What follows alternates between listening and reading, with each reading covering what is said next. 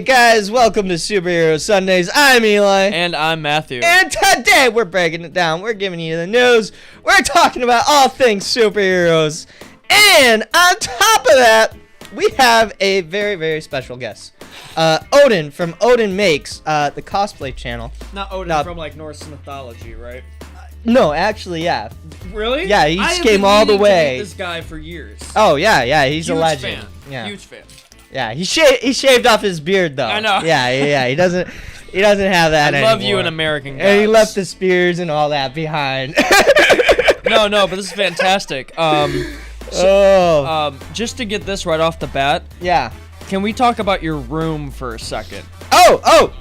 Well, before that, let's bring him on the show. Yeah, we have to. So everybody in YouTube land can see him and whatnot. So let's do it. Zoom guests side by side. Here he is, the man of the hour. There he is. Hello.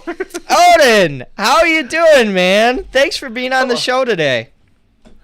Oh, you're totally welcome. I'm doing pretty good. I'm having fun. I'm on a YouTube stream. This is great. I know. Is this like your first stream or something? Oh, correct. Yeah. I've never done this before. Wow. No. For those of you who do not know, Odin is like a seasoned professional. He's been doing this. How many years have you been making props and all that? As a tutorial, about 5 years for making props in general, making costumes and things. Yeah. If you want to count Halloween and Rocky Horror Picture Show, pushing 35 years. That's awesome. Wait, you worked on the original Rocky Horror? No, back in the 80s, I was part of a midnight cast locally. And I did a lot of the sets and props for our cast. So. Oh, that's awesome. That's really cool. That is Which super is still dope. effectively cosplay props, but you know. So what inspired you? I was a wee little kid when the first movie came out. Oh yeah. A wee little thing. Yeah. What I was inspired alive. you to do these? What inspired me to do props and costumes, I've always been okay. Generally, I try to answer. Usually, I try to speak clearly. Yeah. Okay. Usually, I try to answer this by saying rubber monsters. I grew up loving the Godzilla films, and bless my mother, she put up with going to the theaters because you can still go see them in the movies, right? All the like Mechagodzilla and all the 70s Godzilla films. Seeing and even knowing as a young kid that those are model trains and models that the rubber suits are stepping on. So that was kind of what started it. Then this other little movie came out. You guys might have heard of it called Star Wars. No, and never. Not one. Yeah, no. I don't think so. I've heard of Clone Wars, but that's about it. Oh, that's there you go. yeah. I remember watching the Star Wars Holiday Special, the little 13-inch black and white TV, because my dad's like, And they yeah, use you can little go finish this models. in your room. But Everything, if I'm remembering this correctly, the first Star Wars movie, everything was miniaturized. That's how they filmed it. The ships. I honestly can't remember, but I remember a little the bit of the actors. behind the scenes. Everything was like stop motion Everything. and like green screen Right. and like Even the, time warping, and they'd slow things walking, down to speed robots. things up. You know what I'm talking about? They had. Didn't they have like 133 copyrights, brand new copyrights on that movie that they created? That they created. Yeah. That'd be annoying.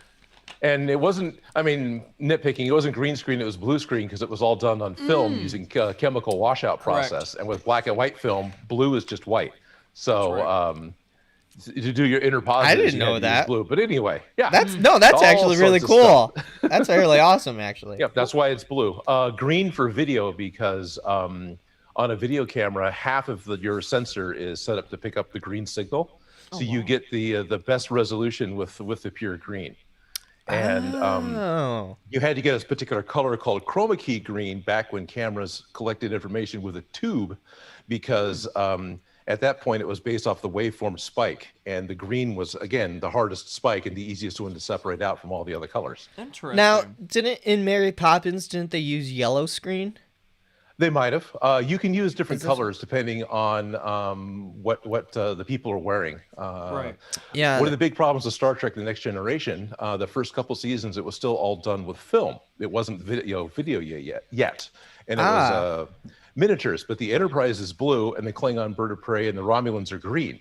So they used fluorescent orange. Wow. That's awesome. Well, see, like, I know when it comes to green screen that a couple things you have to consider. The contrast, whatever color you use. Yeah, I've tried Some it. people would use blue or green or whatever, but honestly, it's whatever color you can use that's necessary, but also it's the reflection. Yeah, I've heard Make sure that it's nothing like reflects off because the our clothes. skin and tones, they don't have many Oh, greens, so- and we don't wear greens. And much. that's why you're like kind of Yes, that's another good reason. like So, I don't know if this is correct, but I think that's why yellow, the actual color, it's not used as much because it's so close to the skin that if it just reflected even a little, your hand would like disappear or something, and Right. it's just not worth it. But it's a complicated endeavor. But you don't need green screen. You make your own props. That's right. there you go. Because I like making the physical props. Yeah, so that's what inspired me. Yeah. So amazing. Star Wars inspired you to make props. Is A that little bit of Yes. Godzilla too. And Godzilla, rubber Godzi- monsters in general, Tom Savini, the splatter movies of the 80s, yeah. Friday the 13th, Halloween, Creep Show. Yeah, all those. Oh, I remember Creep Show. Creep Yeah. Show? Yeah. Oh, I love Fluffy, the thing of the crate. Yeah. Oh yeah. Yeah. I got a friend who's got he went to Tom Savini School of Makeup, and he's got a cast of the Fluffy face pulled out of Tom Savini's mold, which What? is That's really cool. cool to look at. Yeah. That's something for you. Oh, that's cool. That's really awesome. Well, I see behind you the Captain America shield, very famously broken in the Endgame movie. He made Yes. it. I made that. No, that's amazing. I have to ask, what was your first prop? What was the first? I don't know if it's so much of something that sparked the first interest, like, oh, I got to make that first, or if it was Right. a project assigned to you. Sure. Now, how far back do you want to go?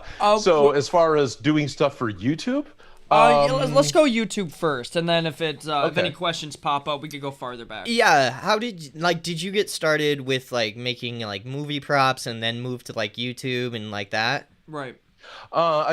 effectively, but it was all student films, and there's a PBS show called Beyond Geek that I made some props and actually did editing on. I'm also an editor. Oh, wow.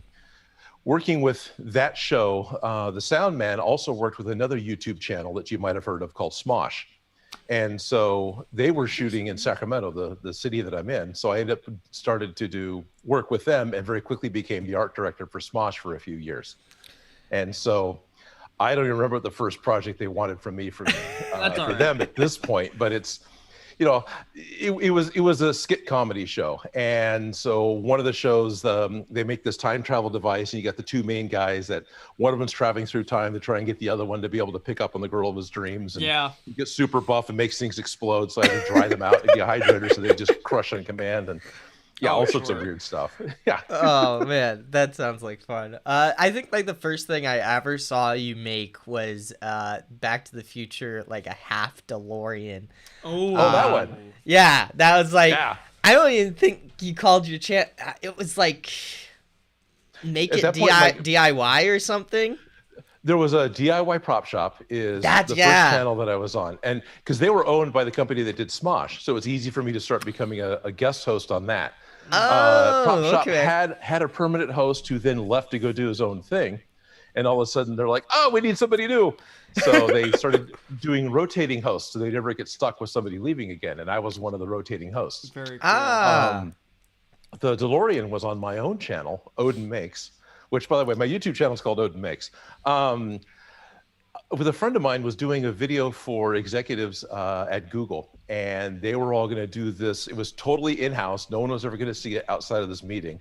But the executives were all late to get to the meeting, so they wanted to do this video showing how they're being late, and they're cutting into famous movies. And so one guy's driving the time machine from Back to the Future so he can try and get there on time. Somebody else was riding the horse Secretariat, and we'd made a foam back of the horse neck with like wigs on it, and it just blew a fan so she could be really close up next to the head, and then cut to the long shot of the person riding the horse. You know, and then the back of the car from La La Land. So it's just weird stuff. Yeah. No, that's like the beauty of like movie making. You can just make like a bunch of weird stuff, and then when you put it all in the post, it's like, oh yeah, that worked. It totally works. I mean, you may not be fooled into thinking it's real, but it totally works, and it's funny, and that's all you need. Exactly. Yeah. Oh yeah. Oh man. What was I gonna ask you? It was a question. Oh. But what do you like?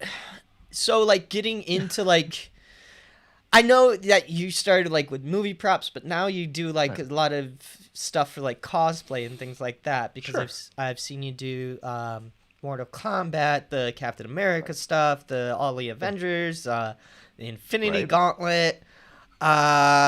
So it's like how do you like get started like doing? Oh, when they ask you to. Yeah, like how do Like, you? when they're like, you're we just need like, an oh, I'll Infinity make Gauntlet. this today, or I'll make that today. Yeah, what's your research to create a realistic version of that?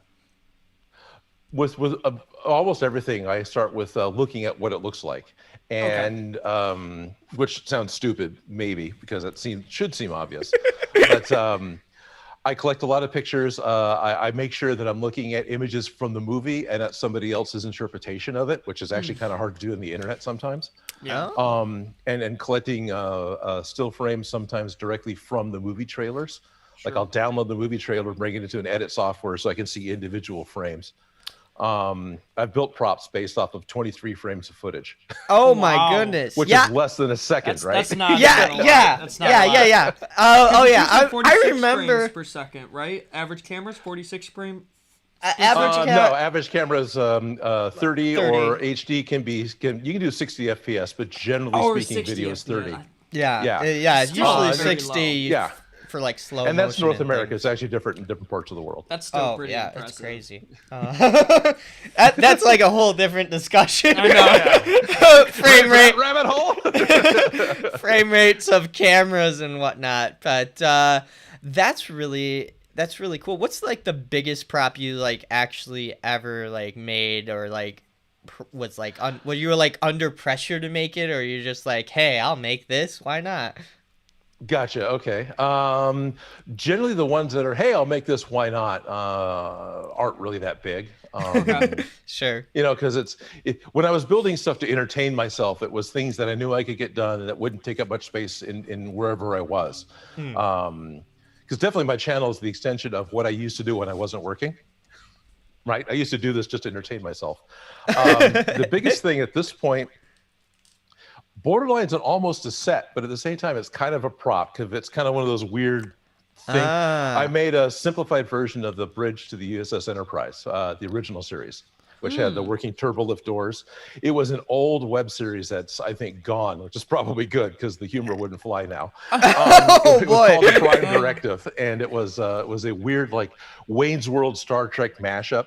And it came from a whole other internet show called Two Guys in a Couch. So you had these two guys that were equally important. So instead of the captain's chair, I doubled it, made it the captain's couch. That's cool. I like that. They flew around in this starship that, you know, the starship was the show. So they would encounter other shows. They would encounter other. It was really weird. Early 90s internet humor. Yeah. Yeah. So. Not early 90s, late 90s internet humor. Early internet humor, but late 90s. Oh, early. Sorry. Yeah. Yeah, 98, 99. Yeah. I know what you're talking about. Yeah. So well, this is kind of a question I have. It's kind of a repeat question, but it's another perspective on the same question. So let's go back to that. Like, if somebody said, I want the Infinity Gauntlet, you know what I'm saying to you? In my head, I think, you know, metallic gold or something of that sort. I know you can't go and just get a whole bunch of gold and make an Infinity Gauntlet. I know that. He's Odin, pretty so much, I'm pretty sure he can just snap his fingers and I know like. that you don't just want to use cheap rubber and paint it gold, because who wants a rubber? You know what I mean? So my question is like what are your, I don't want to say limitations, but like, how do you recreate, let's say, an Infinity Gauntlet, something that's known to be a metal glove? You know what I mean? Like, that can't be easy to make. I'm just assuming, because I don't know how to do that. No. Sure. You're not too far off. Not cheap rubber. I'm using cheap foam.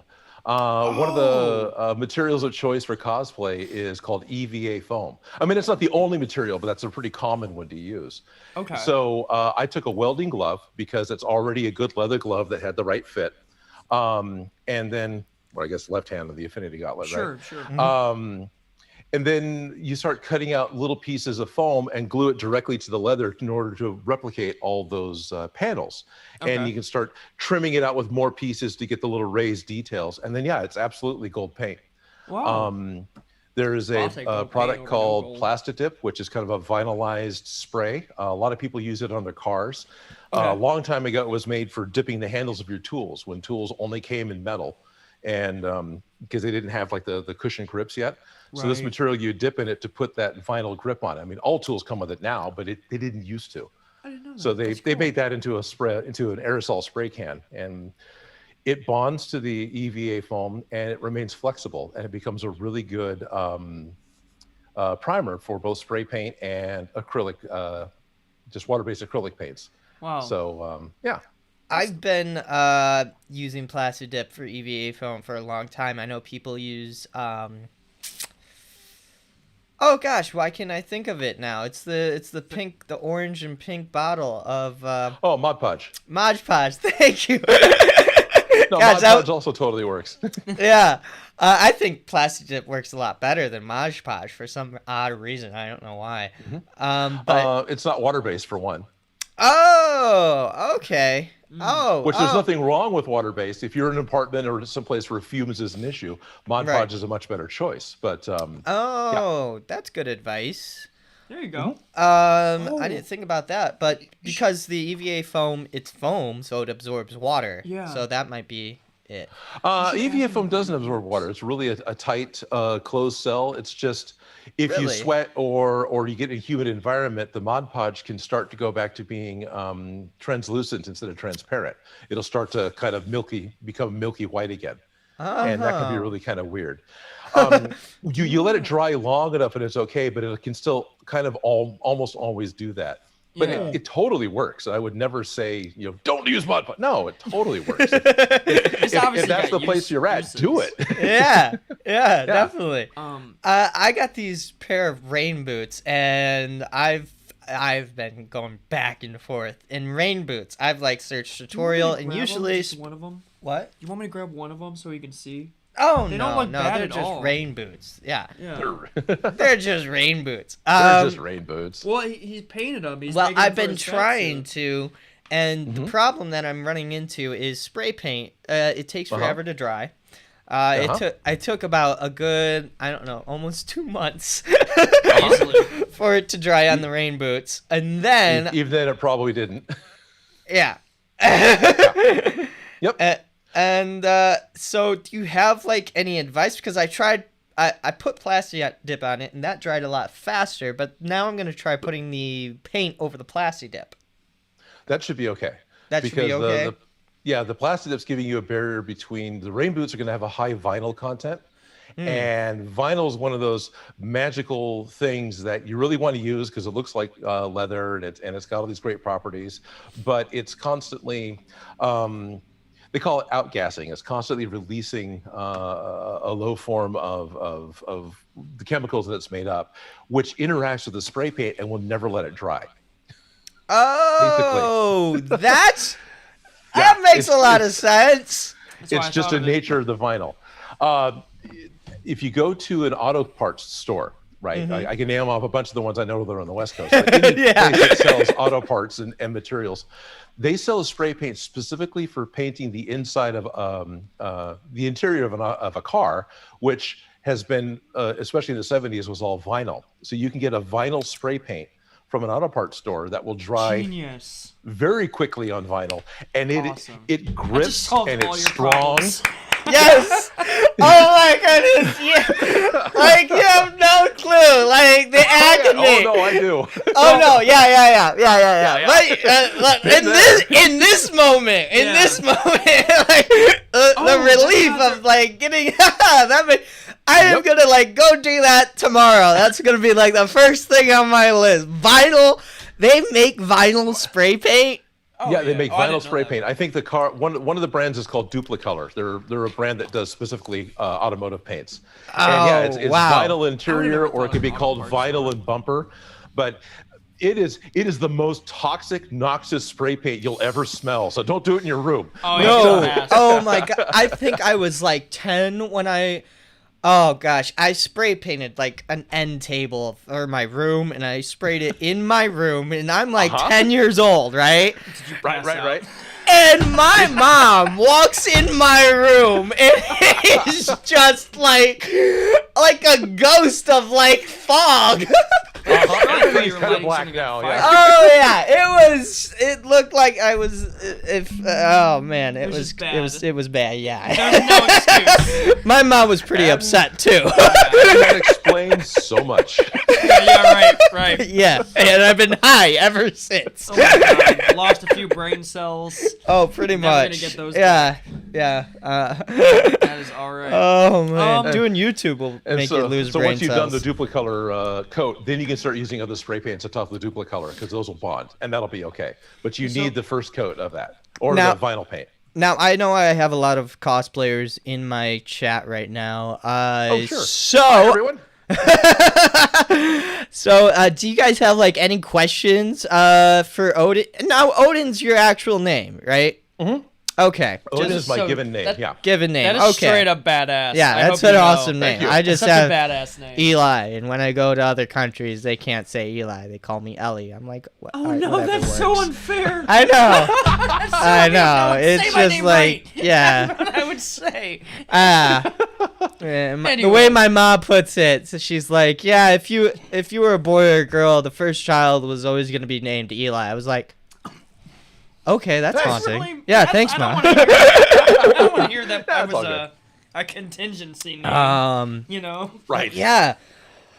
So do you have like a budget when you're like making like something? Or do you just like go out full on like, I'm gonna make this till it's done? Yes. Generally, I try to be budget conscious. When I was working on DIY Prop Shop, we had a unspoken rule that the idea was keep it around 40, 50 bucks and a project that somebody could do in a weekend, because we wanted to do something that the viewers could do as well. That idea I carried over into my own show. I don't stick to the $50 limit, but I do try to do things in an affordable way. I love like silicone mold and silicone casting, and I enjoy fiberglass and all this other stuff. Oh, you I do don't that usually do it stuff in the too? show.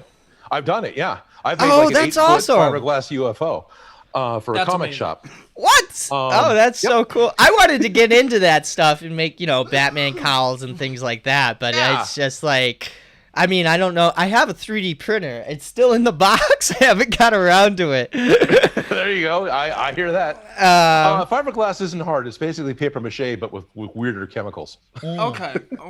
It's very flexible. Yeah, keep you it usually very- don't you usually like wet it and then like you mold it? Yes, it's very flexible at that point when you're putting it in. Yeah, you wet it, Gotcha. and the mat can very form fairly easily, and you might want to use smaller pieces. But when it sets up, it's rigid and very strong, because you have all these crisscrossing fiber layers.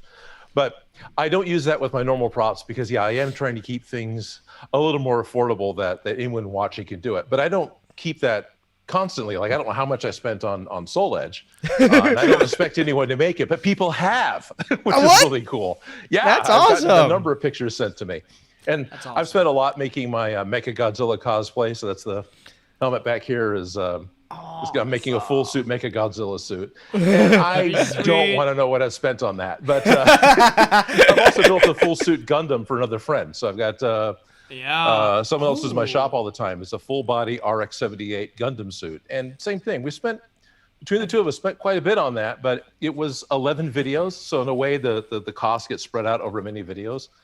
But for a full cosplay, it's still a few hundred. So. Would you ever Maybe more. Would you ever consider doing the Hulkbuster suit? It's been mentioned and I've thought about it, but now I've you start seen it getting into done, stilts and it looks hard. Yeah, But I've seen it done. I've seen it, and I've seen like full-size Transformers, like good-sized Bumblebees and Optimus Unreal. Primes. Like, they get peg legs, Yeah, and they walk around on these peg legs, and they're like 10 feet tall, dude. It's insane. I've had that thought before. I was like, should I try to make it? How would it do? And then like I've had the thought of making a from the Arkham series, the Batman Arkham Knight cosplay. Suit? Yeah, the Arkham Knight suit. And everybody usually just makes the suit. And I was like, well, there's a lot of mechanics to that suit that nobody like ever actually makes, you know, the suit that like actually opens. And so I was like thinking to myself, could I make a Batman suit that fits like in a suitcase and just like kind of just like opens up? There are some people that have they're cheaper versions. Oh yeah, but people kind of have had that idea, like the unfolding one. Like remember in the Iron Man 2, I think, where he stepped on it and it kind of grew onto him. Some people have done that. Now you've made like cosplays, but have you like made like functional? I guess, lack of a better term. I've made functional props that do what they need to do to fool the camera in doing what they do, if that makes any sense. Like that makes sense. Smosh. You know, we made an exploding cat box, but it was a cat box that had a funnel drilled into the bottom that was hooked up to compressed air. So we filled the cat box with a material called vermiculite. It's like ground up cork. You use it to aerate your soil, like to loosen the soil up, right? But it looks like cat litter and it doesn't weigh anything. So then you release the pressure and it just, and that's because it's cork, it doesn't hurt the actors. Even though it's blowing up right in their face, it doesn't hurt them. As long as they don't get it in their eye. You know? Yeah. Oh, that's wow, that's creative. So I like that. I kind of have a two-part question. It's around the same general idea of the question, though. What is you've been on plenty of movie sets, plenty of shots. What is your most favorite memory being behind the camera? Was there ever a funny situation that happened, or maybe a monumental thing that happened, and you were like, I'm never going to forget this. This is like a career mark. Right. Oh, wow. Okay. Is there one? Is there one specifically? Something that, like maybe a funny prank, maybe somebody forgot their lines at a very important moment. I don't know, just something that made your something day. Ever like go absolutely terribly wrong, like on set, happened. And you're like, oh crap.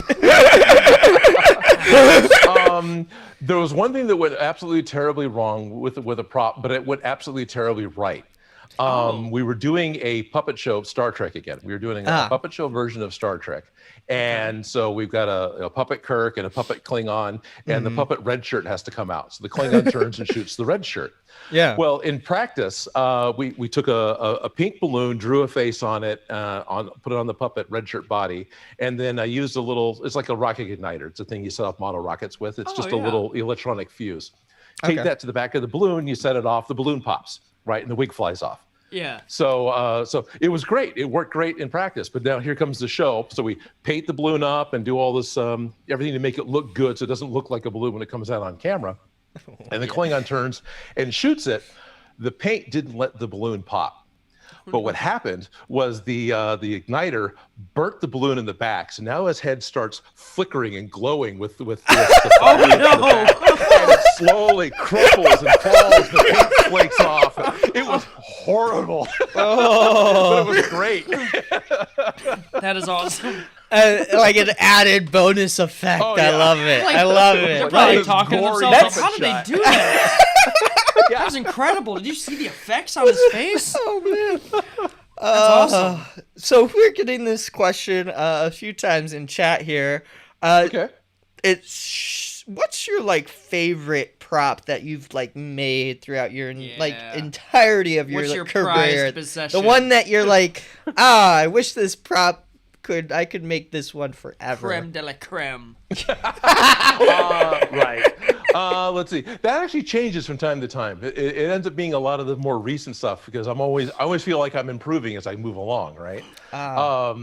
So I'm really happy with like the Mechagodzilla hands and the Mechagodzilla head. What was some of the stuff I did recently? I had to turn around and look, right? No, I know. I do a video every week. So in the past year, say, I've done 52 plus props, right? So I it's know. Like, that's what have like, I done? You know? That's like that's a incredible actually. Yeah, I've tried to put out a weekly DIY video, and the DIY videos are like the hardest to put out on a weekly basis. They are labor intensive. Oh my goodness! So props to you. I'm really happy with my gravity gun from Half-Life 2. That's one of the things I say. Because I got it to light up, and I've got you got the 3 prongs in front. They're articulated. They don't move. Do you have it on hand really quick? Or is it way up there? Yeah. It's also got a safety wire on it because it's actually fallen off the wall because I've got a train line right behind my shop that vibrates the walls. So the train is that close? Yeah, it's like 300 yards away. It's not very far. My goodness. And something recently I did that I'm really happy with was the Baron Zemo helmet. No! From that is awesome. Soldier. This is all foam. Let me get a close up of that. That's so cool. Oh yeah. I'd push it closer to the camera, but I'd lose my focal plane. No, you're full screen right now. Yeah. Okay, cool. But that is super. So it's all out of EVA foam. Oh, you can wear it. Get out of town. Of course you can wear it. Now you have to dance. Wait, actually, I've got an hour-long video on my channel of someone dancing in this mask. Oh, really? Awesome. Oh, that's hilarious. Oh man, when that I think that honestly that was the best part of the whole entire show. Yeah. Zemo cut. He's just so casual dancing, with it. He's like, no. yeah, all right, here we go. Yeah, I'm doing my thing. Yeah. That's really so. How did you get the Now, is that separate? Did you glue that? Did you? It's multiple pieces. There's a whole video on it. No. Well, one of the things with the show is that it is all step by step. So if you go to my channel, it's set up just like a cooking show. Only we're making props, and so I take you from cutting the foam, making the fabric, gluing it together, adding the texture, and painting it all within one episode. The idea is to do a full build every episode. That's awesome. With this one, I've got a head cast that I had a friend do for me, and made a pattern off of that. So you use aluminum foil and duct tape, right? So you match the aluminum foil to get the contours, and you put duct tape over it so it holds the aluminum foil so it doesn't fall back apart. Then you just draw on it where you want your seam lines to go. So I drew half the head and got, okay, this is basically where I want stuff to cut apart. And then I made the under helmet. So I made the first version of the helmet that's on the inside. I put that back on the head, wrapped it with aluminum foil again, and then drew all of these individual lines. Oh, wow. So then when they flattened out, I could draw them off of the foam, cut them out, and glue them back on and get the contours that I wanted. Yeah. Wow. A little more detail to that, but that was the real basics of it. Yeah, because it's in the show, I believe it's like supposed to be like cloth, right? Yeah. Exactly. Basically, yeah, but it's not. It's all CGI. Like there's this one shot where he takes it off, and if you go frame by frame, it's bad CGI wrinkle, bad CGI wrinkle, and gone. Yeah. Really? The whole mask is CGI in the show? Pretty much, yeah. There's a physical oh prop my that gosh! he'll carry around, and maybe I don't even think he's wearing a costume hood in the show because you can see the black balaclava under his eyes and on his neck when this is supposed to be all purple. I think it's all CGI. Yeah. Wow, I did not know that. Yep. I have to give credit to Marvel because You know, I knew who Zemo was when he first came into the MCU. Oh, yeah. I knew about the purple mask. I never thought that Marvel would ever bring the characters closer to their comic book relatability look. Like, their comic book look. And now that, like, Scarlet Witch, the new Captain America, Zemo, they're slowly bringing them in to the comic book world. I had so much fun seeing Zemo in his actual mask. I never thought in a million years I'd see him in the mask. Now, here... and he was practically the best part of that show. I know. Because the whole show, I thought he was going to betray him, which was totally justified because he's he does his own thing for his own. I didn't know he was rich. And I didn't know he was rich, and the fact he's a baron. the fact that he was loyal the whole time, but he's still Zemo. That's awesome. Yeah, I loved it. Yeah, now, totally. I agree. Yeah. Let me get your opinion on this. Do you think because there's so much CGI, and there's a lot of great things you can do with CGI, and there's things like the mask you have in front of you. Do you think it's like 100% necessary to have it CGI? I mean, do you think it takes it out of the, like, I don't know, the movie? Well, since it's actually really hard in the case of this mask, it's really hard to tell. No, I don't think it takes it out at all, and I think it is very comfortable for the actor because if he's only wearing a basic hood that controls his hair and gives like a clue for the other actors that okay, he's wearing the hood, his mouth can be exposed, so it's easy for him to breathe and get a drink of water. It's easy for him to speak to the microphones, but it all gets covered with a CGI mask later. You know, same thing with Deadpool. He's wearing a mask. You know, Ryan Reynolds is wearing a mask. But if you look at some of the joke videos he's done, you can see all the breathing holes that they cover up with CGI. That's right. So, you know, it's all very, it's a lot of convenience for the actor, and it's a lot of speed on the set. You've got the issue of some artist or group of artists have to make the mask and put this in post over to the actor's head. But you're not tying up the actor as well as the daily production with them getting this applied if it's makeup or whatever glued onto them and then removed, right? So you have to schedule everything around what the makeup's going to be. So if you can do a CG makeup and it works, it's not an issue. I don't have a problem with it. You know, The Mummy Returns and the Scorpion King. Those, yeah. Even then, right. But still, it was a great way to go. And it all comes down to speed of getting something done on the set, and especially with a TV schedule, you're on a fast track. You're on the fast track to get it done because you're against the clock the entire time. Right. So I don't have a problem with it because I understand why usually they're doing it that way. Yeah. I like the point you made. That was good. I didn't think of it that way. You know, I think of like more like the practical effects. Like the other day, I was watching a Corduroy Crew, and they're like saying, yeah, you can't get fire like that anymore, like actual like fire in movies and whatnot, because one, it's expensive, and two, it's dangerous. It's dangerous. You got the cost of insurance to have actual fire on set versus the cost of CGI fire. Right. And you want to go all the way back. So the original Thing movie, not the 1982 one that was John Carpenter's Thing, but the Thing from Another World, the 60s Thing movie, right? Okay, where Desi Arnaz was the Thing monster. That was the first full body burn effect on film. No way. So the vegetable monster, because he was a vegetable monster in that movie, comes in through the door of the Antarctic station, and the guys literally have cups of gasoline on set, and they're throwing it on the stuntman to make him burn. Nobody would do anything like that anymore. Don't sign me up for that. Wow, that's insane. There you go. Have another shot of me. Man, it's a good moonshine. Yeah, right. During the Charlie Chaplin years, those days. Oh yeah. Yeah. All that was practical. Everything was practical. I mean, Buster Keaton and those guys. Oh my gosh, he was great. Yeah, no, he was bones fantastic, like every week were no broken. Way. Like he had to do all of his stuff because there's no way they could get anybody else to do his stunts the way he wanted to do it. It's incredible. Him and Harold Lloyd both. Yeah. Yeah, there was no insurance for that. That was just, hey, if you're gonna do this, you need to. That's crazy. It's crazy. Oh yeah, absolutely. They didn't know what it was gonna be back then. They were just making it for fun and whatnot. They were faking they won't. Buster Keaton spent a lot of time designing and doing the math to make sure that he would be safe doing what he does.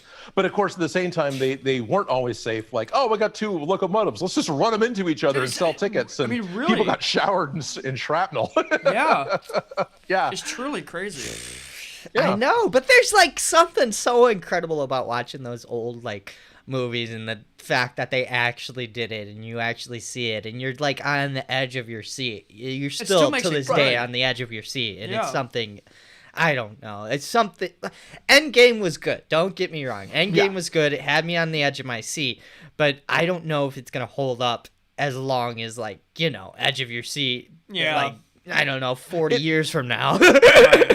It might. I mean, if you want to nitpick Endgame as an independent movie with its own story that only pertains to its movie, it's not a complete movie. You really need to see a bunch of stuff beforehand in order for Endgame to make sense. Right. Oh yeah. But if you do all that, I think the effects are fine. Jurassic Park still holds up. So I imagine Endgame's going to hold up for a while. Now, there's some shots, in my opinion, in Infinity War that looks like it was rendered on the PlayStation. But Nice. I don't remember any that stuck out really bad in Endgame. Okay. So Yeah. I think it'll do okay. I think so too, but the thing is, I know Star Wars like pioneered everything and whatnot, Right. and But Disney did too.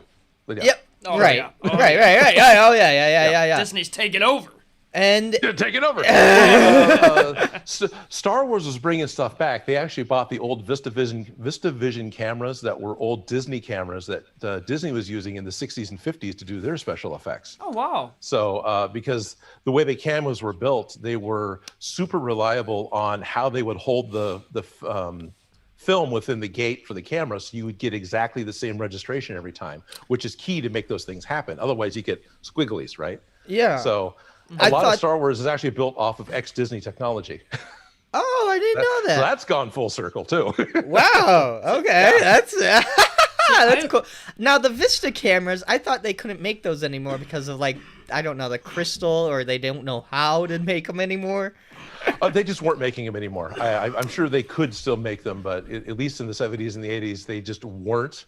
And Lucas bought them all up because they were cheap. Nobody wanted to use them. They were expensive to use. Yeah. Yeah. So, yeah. No, I always, And of course, at this point, no one's really shooting film, so whatever. remembering the first Star Wars movies, when everything again was very practical, not a lot of CGI. I always thought that was a perfect look for that franchise. When the CGI started coming into Star Wars, I honestly thought it took away from the character of those films. Like, because there was a look, a style, even the fuzziness of the movies. It was like a part of it, though. Yeah, I think that's just totally. called the 80s. No. I'm specifically talking about Star Wars. Because there aren't... Other movies at that time frame don't look like Star Wars. They don't look the way they filmed it. Right. But the more they made them, the more cleaner and sharp edged. And I just thought it took away from character from that. I always thought if they just kept it looking like that... But, I mean, made more stories or whatever... That would mean so much more than... Because a lot of people have complained about the new Star Wars movies, about them having a bunch of slow-mo shots of the Death Star, and nobody cares about the Death Star. They just... I don't know, man. Something to think about. Well, they kind of gave up towards the end, and then, like...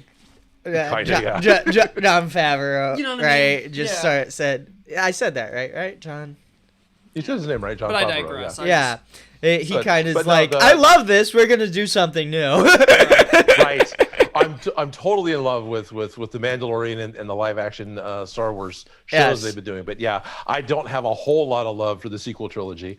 I don't have a whole lot of love for the prequel trilogy. I enjoy them all because I'm a huge lifelong Star Wars fan. And I've seen them all, but it's like, those get kind of weak. Yeah. The original Star Wars, my favorite effect, sort of, and it was one of those last minute things that they just did to make it work. In the original Star Wars, they're on location in North Africa shooting the desert planet Tatooine. And you've got the land speeder, which on the long shots is effectively a dune buggy or a golf cart with the body mirror, open, right? So with the mirror, so they can drive it. Well, the mirror broke, or there's times when the mirror wouldn't work. And so if you go back and look, there's a couple of shots where the bottom has got like this really fuzzy ground effect. And they were having a heck of a time recreating that for the special edition. Well, it turns out in order to make that effect originally, it was all in camera. The cameraman literally put a plate of glass in front of the camera, took a Q-tip with some Vaseline, and put this blurred Vaseline line right where the wheels were going to be, kept that at the bottom. Yeah, that's all it was. That is awesome. Wow. It totally works. I love like knowing those things that are actually in camera and not like actually CGI. That's great. Perfect. I love it. I absolutely love it. But yeah, well, Odin, thank you so much for talking with us. This has just I hope been. we didn't go off the rails too far. There wasn't a whole lot of superhero. Oh no! this was Don't fantastic. no! Cosplay. Okay, cool. That's all what it's about. Superhero stuff. Who is your favorite superhero? Really quick. Say Flash. The Tick. I forgot about the Tick. That guy's hilarious. Oh, can I tell you my favorite line? The Tick.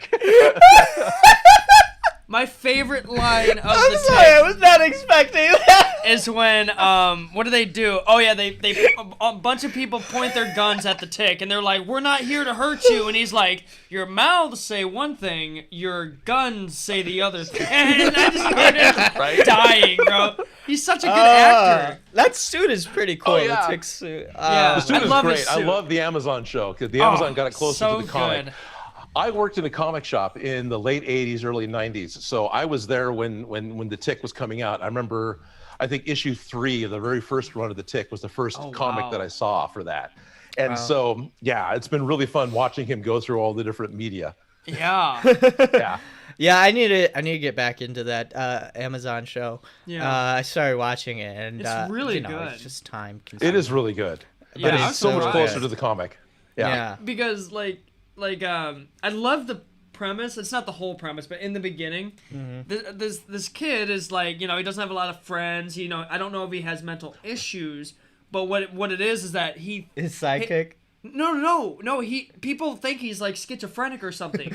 Like he sees things that aren't there, but then he meets the Tick, and he thinks it's part of his schizophrenia. But then he ends up meeting people, and he's like, "Wait, he's real?" And they're like, "Yeah, he's real. What are you talking about?" It's so hilarious. I love that show. Yeah. Great answer. Great answer. It's so funny, man. I mean, it's sad in some parts, but when the Tick comes in, you can't help but laugh. He takes nothing seriously, and it's so great. But anyways, I digress. That's awesome. Did we have any more questions in the chat? I haven't been reading. any. Does technically own Batman 66 since it's Fox? Yeah, I've had that thought too. Does Disney own Batman 66 because it's Fox? Right. Probably. You reminded me of Adam West in the first season. Okay, cool. Right. Cool. Not much context there. Right. Yeah. I used to watch the snot out of that Batman show because it was syndication TV for me growing up. So I've watched tons of that. I remember seeing the Batman movie in the theater.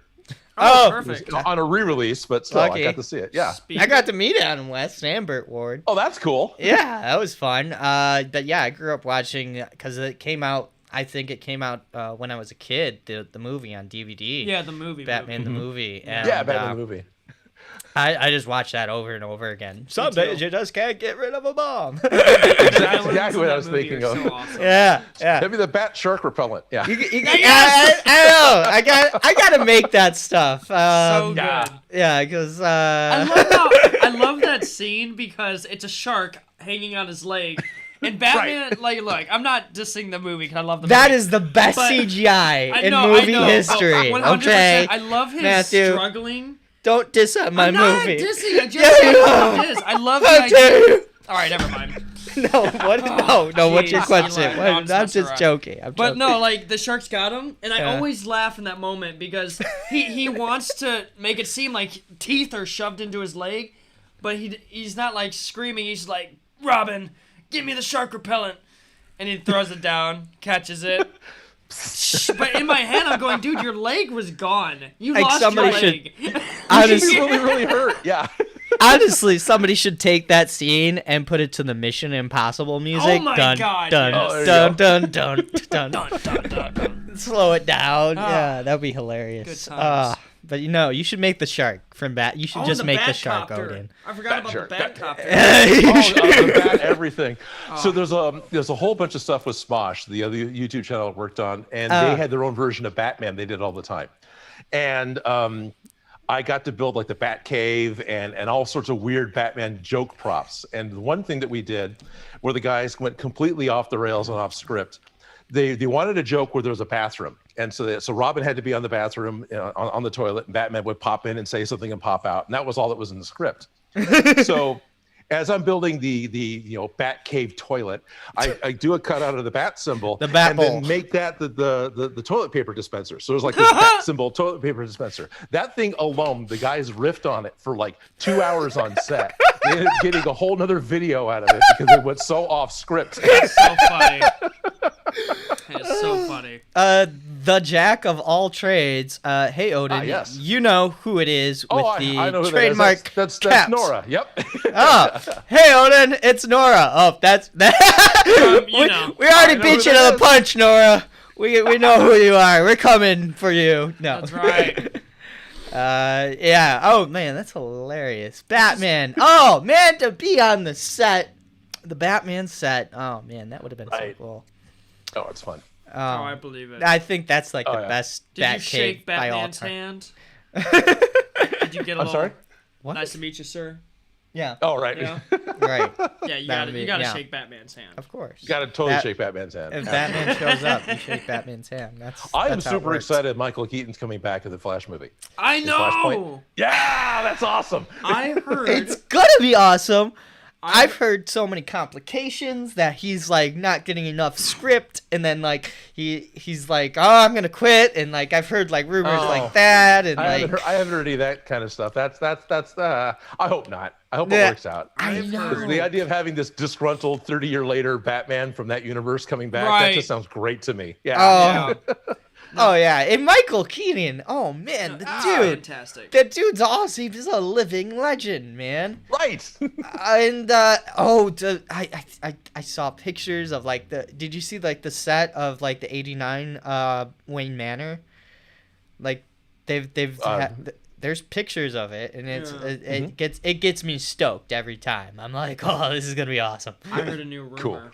You heard a new one? For the new Batman movie, the Robert Pattinson. Uh-huh. Somebody might be getting the white eyes. Oh, they're gonna give Robert Pattinson white eyes? Somebody might be getting the white eyes. Interesting. That might be interesting, yeah. I have to see live action Batman with white eyes at least once. I don't care if it's bad, but I gotta see it at least once. All right. So, here's a scenario. If you had to make a Batman cowl with white eyes, how would you do the white eyes? Right. We talked about this last episode. Oh, okay. Well, you got the thing you can put contacts in, but then you really can't see anything. If you do the whiteout contacts, where it's actually going white over your pupil, it's like looking in a bathroom mirror that's fogged up. Oh no. I've seen a lot of Iron Man cosplayers where they get a bit of plastic that has a whole bunch of little laser points etched in one side, right? So it's like a halftone pattern from the comics, where it's just a whole bunch of offset dots, and they're all the same size. You then do a bit of LED around the outside edges of that plastic, and it makes each one of those little dots light up. On camera, it blows out completely, and you just look like white glowing eyes. In person, it's really hard to see through them from the outside because you're just seeing all the light. Yeah. The person inside can see very well, which is weird. Yeah, it's just as long as you don't have any of that light coming back towards you, it's all kind of like being directed out. You can see. Yeah. I had the idea, I think it was yesterday. I think I'm going to do like a 66 Batman cosplay, but I'm going to have white eyes. And so, but it's going to be like optional. So if there's going to be, I don't know, a button on my gauntlet and they come down in the cowl. That's cool. That's really cool. Yeah, so I might do that. I think that's the best way to go about it. Like having the option to do the white eyes and not having the option. That's right. At the same time. But Michael Keaton. Can you picture Michael Keaton, a Batman with the white eyes? I don't think I could. It might work better because my favorite. Okay, I say my favorite. It's one of those nitpick things that you'll have to go, what? So he's got his bulletproof cowl, and you can see that he's got black makeup underneath his eyes. But then he wants to expose himself to Vicky Vale. That sounds horrible. And grabs the mask and just tears it off. And so not only does this thing just tear like foam rubber, which is somehow bulletproof, but all the makeup comes off with it too. Yeah. Oh, that scene drives me nuts in Batman Returns when he's like, Selena. Right. He just like rips it. Oh, was it Selena? I forgot who it was. Oh yeah, Catwoman. Yeah, Vicky Vale. Wait, Vicky Vale was the first one, and Selena. Vicky Vale was the first one. It's been a while since I've seen it, so I got the people confused. Yeah. And yeah, that's just gosh. Once you notice it, you can't like unnotice it, and it just drives you nuts. I also enjoy the cowl is this solid piece of rubber, right? So you get the bat turn, right? Yeah, because he can't turn his neck. He still can't turn. Christian Bale was the first time. The second Christian Bale movie is the first time they made a bat suit on screen where he could turn his head. And they actually made it part of the story. I honestly thought. I know that. I actually met the costume designer, who made the costume for Batman. What's her name? She's from England. Oh, God, it's going to drive me nuts. She worked on the '89 costume. She was, like, one of the people who And she's the one I think who came up with the ears. And Possible. I don't know. The Bob Ringwood was the primary costume designer for the first 2 Batman films. right, he gets most of the Steve credit. Wang was the primary sculptor for the Batman Returns, but I don't remember names past that. Vin. Yeah. Vin something. Vin. What's her name? But Vehicle anyway, identification number? no, that's her name. She's from England, and because the first one movie was shot in England, and she was on the crew, and she made like all the stuff and whatnot, and the ears didn't like fit inside the Batmobile. Like they got on set like the first day, and I just find that super hilarious that they're like, I can't get in the Batmobile. Batman They had didn't like fit. half a dozen capes too, because they had the. Obviously, there's the super long cape for some of the shots where he's moving around and it's dragging behind him, and you have the jump off the roof cape. Right. But you also had like this short 4-foot get out of the car cape. Oh yeah. Oh, they also had a half suit, like it was a half cape, half suit. Yeah. That's just for like shots of like the Batmobile. Yeah, why not? And I want to see pictures of like Batman walking around like half dressed. Just him and his yeah. Porky Pig in it. Yeah. Right, exactly. Shirt and boxers. Exactly. Oh my That is goodness. awesome. At boxers. Do we have any last questions in the chat? Any ones we've missed? I don't think so. Okay, awesome. I don't really have any more questions Steve Holland for the Flash- great Odin. Flash Gordon. Oh man. I am the great Odin, all wise and powerful. You're right, You have a phone right. question? Please ask the phone questions. Yeah, Oh, caller, there's, yes. Bread is actually foam, but you can eat it. Yes. Yeah. What? Eat it? No, don't tell them that. They'll do that. Actually, you Well, think know, about it. With baking, you're just making edible foam if you're baking honestly, something. So. if you watch American Gods, the show, which I'm sure you have, if you could yes. make some of Odin's stuff, his patch with the Oh yeah, you the, gotta do that. Oh, the rune on it, his staff, Right. maybe even Thor's hammer in the show, because it looks different Right. than Thor's hammer. Have you in that stayed would be away fun to from make a like lot more Thor Beyonders, cosplays because of your name? No, I totally don't stay away from Thor cosplays. I've got 2 or 3 good friends who are all Thor cosplayers, and it's great fun because a couple of them will still text me, and the text always starts out, "Hey, Dad." Right. Oh, that's Odin great. father. That's great. Yeah. That's hilarious. No, I'd totally be happy to do a cosplay of Mr. Wednesday because the character's great. So awesome. Now I have made the Gungnir from the Marvel movies, so I've made Odin's spear from the Marvel movies, Very and cool. I think that's the only actual Odin prop I've made. That's But I awesome. wouldn't mind making Odin's armor from Thor: The Dark World because I like Ooh, with the winged armor from helmet? that version. Yeah, with the big wing helmet and That everything thing else was from beautiful, the Dark man. World one. Yeah. That's That so would be cool. cool. That was God's Dark World. armor right there, like godly right. armor. I remember that scene, and even though the fighting was a little slow, admittedly, So was the story. 2 old men in armor with real swords, they're gonna be a little slow. Oh, yeah. So I let it. Yeah. Thor Rag. Right. They finally figured out how to go about doing Thor movies. This has been. Now, granted, you get up to the point to where you're starting to chop off arms and legs, but the very beginning of King Arthur fighting the Black Knight from Monty Python and the Holy Grail, or even more specifically, the Knight with the Green Knight versus the Black Knight, that's actually fairly accurate with this over and with the swords. That's not outside of kind of how it goes. It's true. Yeah. It's not super cinematic. I recently learned that Playboy released that movie, didn't they? Because they had a movie studio at one time, and they made Playboy? Mighty Python. I'm pretty sure. Playboy? Yeah. Playboy, I haven't heard the first time Playboy I've on ever Monty heard the Python word before. Playboy come out of your Yeah. mouth. Yeah. The Who and the Rolling Stones backed a lot of Monty Python's Holy Grail as far as getting the money for the movie. And the other one might be, there's a movie called Caligula that Roddy McDowall was in.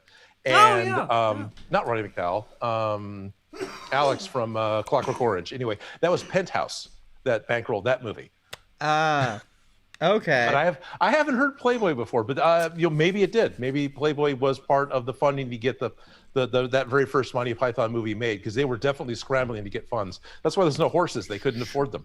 Right. Oh, yeah. But I honestly thought that was a smart move, even though. Oh, totally. They were It kind of works. back to the corner. The whole movie works. It's a classic.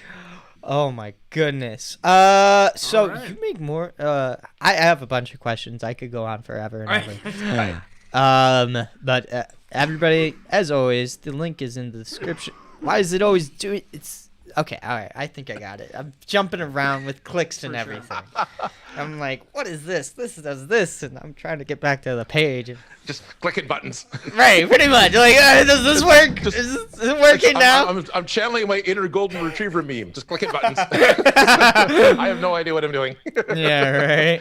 But man, it's been I don't know. I could talk. I'm gonna save questions for part 2. We'll make a part two eventually. Absolutely. But it's been awesome, and the vinyl. Thank you for the help with that. That's totally, yeah. That's just been... And if you got an older project, you need to get it to correct. You can rub baby powder or talcum powder on it a little bit, and that'll help absorb some of the moisture because the powder will go into the wet paint, right?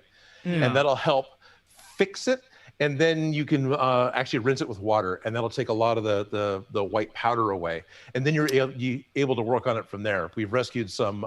You've dehydrated it, basically. Yeah, kind of. You're adding the powder to the wet in order to dehydrate it, kind of solidify it. Yeah. Kind of there set was it rubber dinosaurs we tried to paint one time for a music video, and oh god! Even though I told them don't do it this way, they went out and did it anyway. It's like, okay, now you got to do this to fix it. And that's all you're doing for the rest of the day. Wow. Yeah. Yeah. It's been because those boots have just been sitting and sitting, and Oh, my yeah. brain's just Oh, been yeah. like turning and turning, and I'm like, Get some of that baby powder. Baby powder. Yep. Absolutely. Yep. The little Gluing things. vinyl is something else that's just. Oh, but really? It's doable. You just need a special glue to do it. But yeah.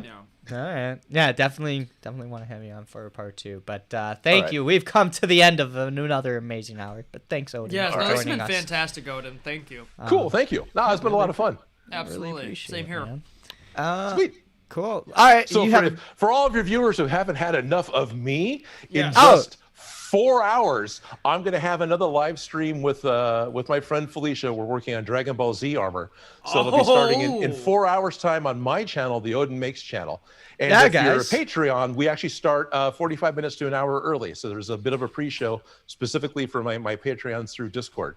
And Nora, the jack of all trades, can tell you all about that with links if you want to hear about it. Oh, awesome! Yeah, Go see Odin send Makes. me links. I'll put everything in the description. Oh, I cool, already yeah. have your YouTube channel in the description. Sweet. So if you guys want to check that out, that sounds freaking awesome Literally. and exciting.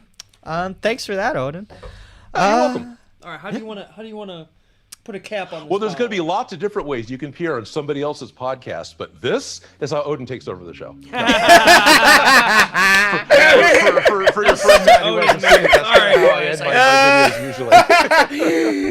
usually. You need like a whole type of outfit that just like pops out, like we don't see it coming, and like a staff. That's right. All right. Well, I'm gonna click off the screen of. All right. I hope to our see you friend again Odin soon. here. All right. But All right, yeah, me and very Matt cool. are gonna Nice stay meeting you. on. All Yeah. right, sir. Nice to meet you. All right. Nice to meet you. Have All a right, great good one. morning. Oh, thank you. Thank you. Good morning. It works. It works. I am there, right? Yeah. Wow. That was really cool, Amazing. Matthew. That was amazing. Man, so insightful. He had so many good tips Really on good advice. cosplay and He solved your boot problem. I know. I can't thank him enough for that. Problem you've been having. It's not something we made up. We've been talking about it. Yeah. What he has. It's his boots. But we have come to the end of an amazing hour. I want to thank everybody for wait. Totally clicked the wrong one. Well, stop clicking the wrong one. There it is. There it is. Everything with the graphics and all that. Thank you so much for listening, guys. You can catch us on Spotify, SoundCloud, wherever you guys get your podcasts. We're on there every single week. We do this SuperHero Sundays, and thanks for joining us. We cannot do this without your guys' support. This is true. It has been phenomenal, and thanks so much. Yeah, thanks, Matthew, guys. Any last words? Any before last we, words? I just want you to fly know. away? I just want y'all to know that every morning you guys wake up, somebody else's day is better for it. And I hope that gives you a reason to chase your dreams, be your better self, be Superman, da-da-da, and da-da-da, and then go da-da-da! That's right. Well, you heard it on Superhero Sundays. Thanks so much for joining us. You guys have a fantastic day, and have a bat-tastic day, as always. And I'll see everybody in the next video.